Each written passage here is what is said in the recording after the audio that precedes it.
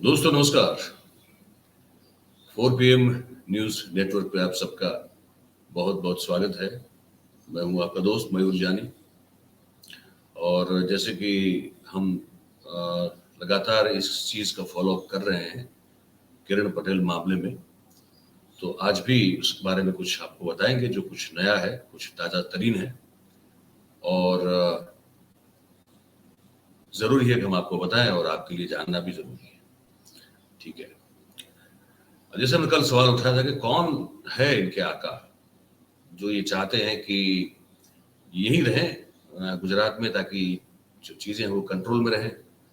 और कुछ नाम ऐसे हैं जो अगर वो बता दें पूछताछ में, अगर श्रीनगर में बता दें तो फिर वो उस पर कंट्रोल नहीं हो सकता है। वो सीधा केंद्रीय गृह विभाग के नीचे जो है वो आता है, काम करता है वहाँ पे पूरा एडमिनिस्ट्रेशन। लेकिन यहाँ जो है वो गुजरात सरकार के नीचे काम करता है। तो गुजरात सरकार अपना एक इन्फ्लुएंस जो है वो अगर चाहें तो पूरी पूछताछ पर उसको प्रभावित करने के लिए लगा सकती है।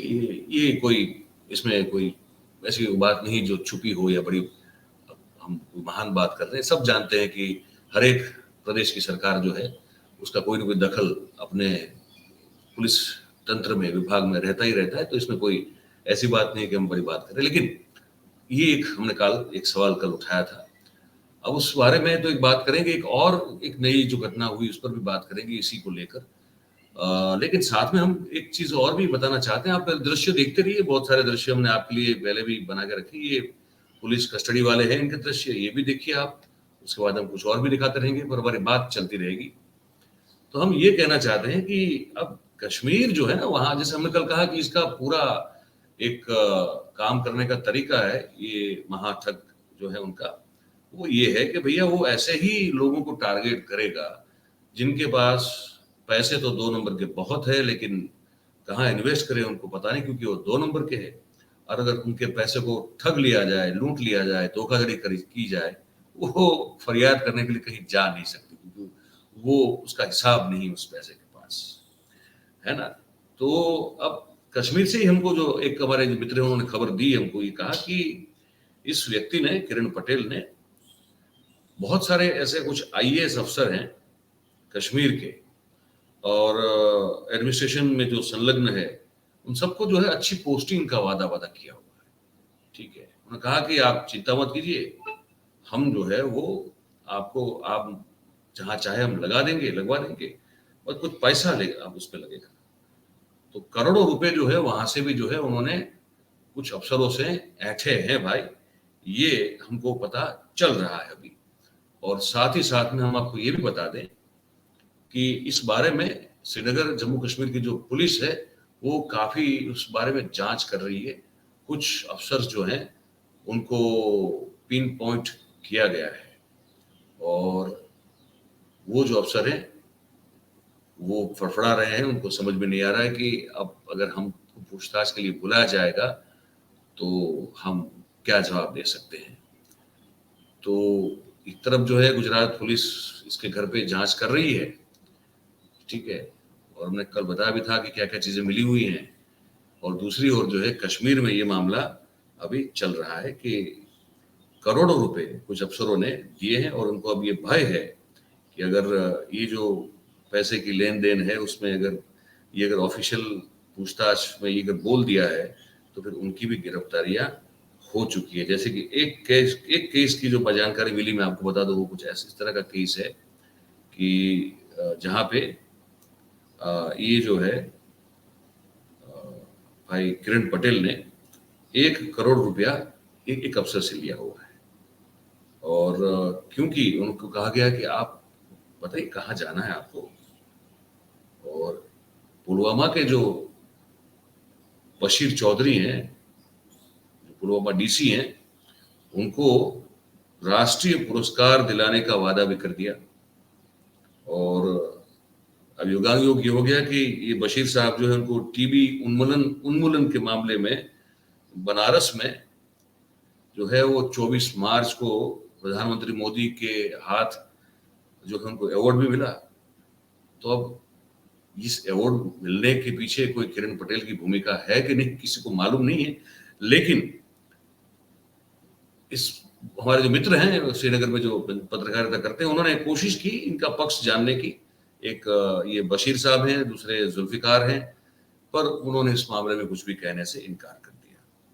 जब अक्टूबर में पहली बार किरण पटेल गया था, मैं आपको बताऊं, कश्मीर में, और विथ Z+ सिक्योरिटी, तो बशीर जो है, उन्होंने एक सीनियर पुलिस अधीक्षक हैं, उनका नाम मैं बता दूं आपको, वो जुल्फिकार कहते हैं उनको, और उनको फोन किया था, ठीक है, और फोन करके फिर कहा कि किरण पटेल को बुलेट प्रूफ व्हीकल, एस्कॉर्ट के लिए व्हीकल और 1 डजन जो है, मतलब कि 12 के करीब जो सुरक्षा के लिए जवान जो है वो तैनात आप कर दीजिए। अब ये जुल्फिकार साहब जो है वो सिक्योरिटी डिटेल्स वहां देखते हैं। ये जो आप दृश्य देख रहे हैं वो वाला वीडियो है जहां फिर आपको जो है हितेश पंड्या साहब दिखाई देंगे, ठीक है, क्योंकि उनकी बात भी इसमें करने वाला हूं मैं। वो आपने पहले बार अगर हमने खबर दिखाई थी तो देखा होगा कि वो ये वीडियो वो था, तो अब आप उनको भी देख सकते हैं, क्योंकि इनके बारे में कुछ दिनों से बात नहीं हो रही, आज उनके बारे में बात करना बहुत जरूरी है। तो क्योंकि आज जो एक और खुलासा करने जा रहे हैं उसमें कहीं ना कहीं इनका एक रोल फिर से सामने आ रहा है।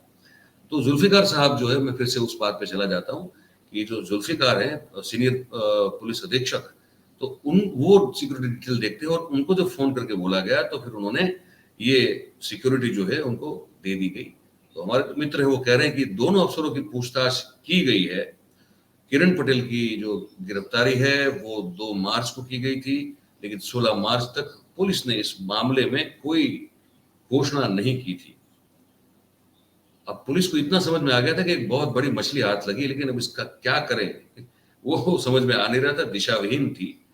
और उस दौरान मैं आपको बताना चाहूंगा कि एक बहुत बड़ा प्रेशर जो है गुजरात की ओर से हुआ था, सीएमओ की ओर से हुआ था।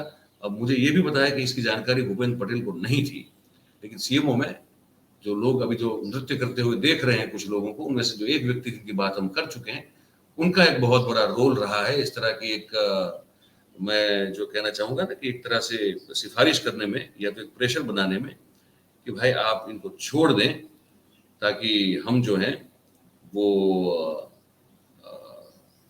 सुरक्षित रहें, सेफ रहें और हमारा जो है कुछ फिर नाम इसमें न आए।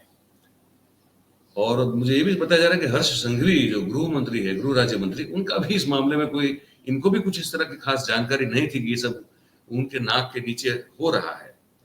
और ये एक और इस शख्स के साथ जुड़ा हुआ मामला है जो गृह राज्य मंत्री के ही कार्यालय में काम करता था, जो कि राजकोट से था और जो कि अमित पंड्या का दोस्त हुआ करता था। अमित पंड्या, वो अमित पंड्या जो इस वीडियो में आप लगातार देखते रहे होंगे, हितेश पंड्या, जो मुख्यमंत्री कार्यालय के पीआरओ की पोस्ट पर लगातार 21-22 साल काम किए। क्या काम किए किसी को नहीं पता, लेकिन वो वहीं पे थे। और उनके सुपुत्र अमित पंड्या के ये मित्र थे। उस मित्र का नाम मैं बताना चाहता हूँ, वो नाम है भाई भार्गव ठाकर, ठीक है। तो भार्गव ठाकर जो है वो बेसिकली राजकोट से हैं और वो राजकोट महानगर पालिका में सब ऑडिटर के पोस्ट पर वो काम कर रहे थे, कार्रवाई उनकी चल रही थी। और फिर उनको जो है हर्ष संघवी साहब की जो गृह राज्य मंत्री की जो ऑफिस है गांधीनगर में, वहां पे उनको लोन सेवा पर जो है रखा गया था। पर अचानक जैसे ये मामला बाहर आया तो उनको जो है वहां से हटा दिया गया है। और हटा दिया गया है भाई, और जो तारीख लिखी है वो 31 जनवरी की लिखी है, लेकिन हकीकत ये है कि ये ऑर्डर जब तारीख 31 जनवरी का दिखा रहा है, लेकिन वास्तविकता ये है कि सचिवालय में ये अगर ऑर्डर इशू हो गया तो राजकोट महानगर पालिका में 31 जनवरी में जो ऑर्डर इशू हुआ है वो कम से कम 1 हफ्ते में तो पहुंचना चाहिए। वो ऑर्डर तो अब तक पहुंचा नहीं था और चीफ ऑडिटर को इसके बारे में कुछ पता भी नहीं था। और पुलिस कमिश्नर या ऑडिट शाखा जो होती है उसमें ये भार्गव ठाकर को गृह राज्य मंत्री की कचहरी से वहां से जो है रुखसत दे के वापस अपनी पोजीशन महानगर पालिका राजकोट में है वहां काम करना शुरू करने के लिए की जो दरखास्त भेजी गई थी वो ना पुलिस कमिश्नर को पता है, ना ऑडिट शाखा को पता है, ना इस पत्र का कोई इनवर्ड हुआ है, ना उसकी इनवर्ड की कोई एंट्री है। ठीक है, तो ये जो है ये भी एक सीधा एक मैं कहना चाहूंगा कि ये इंगित करता है, ये दर्शाता है, ये जो आप देख रहे हैं हितेश पंड्या साहब, उनकी क्या भूमिका रही है इस पूरे मामले में, और क्यों पुलिस जो है इस बारे में कोई भी जांच नहीं कर रही है, किसी को पूछ नहीं रही है, ना हितेश पंड्या साहब को पूछ रही है, ना अच्छा अमित पंड्या तो चलिए अभी वहां है श्रीनगर में, वो और जय सीतापरा, लेकिन ये हितेश पंड्या साहब को क्यों कुछ पूछताछ के लिए नहीं बुलाया जा रहा है, और क्यों ये भार्गव ठाकर जो उनके सुपुत्र अमित पंड्या के बहुत बचपन के दोस्त बताए जा रहे हैं, राजकोट के बहुत पुराने मित्र बताए जा रहे हैं, किस की सूचना पर उनको महानगर पालिका राजकोट से उठाकर गृह राज्य मंत्री हर्ष संघवी की ऑफिस में बिठाया गया, और जैसे ही ये प्रकरण खुला तो पिछली तारीख के एक आदेश से क्यों उनको जो है अचानक वो वहां राजकोट उनका तबादला कर दिया गया।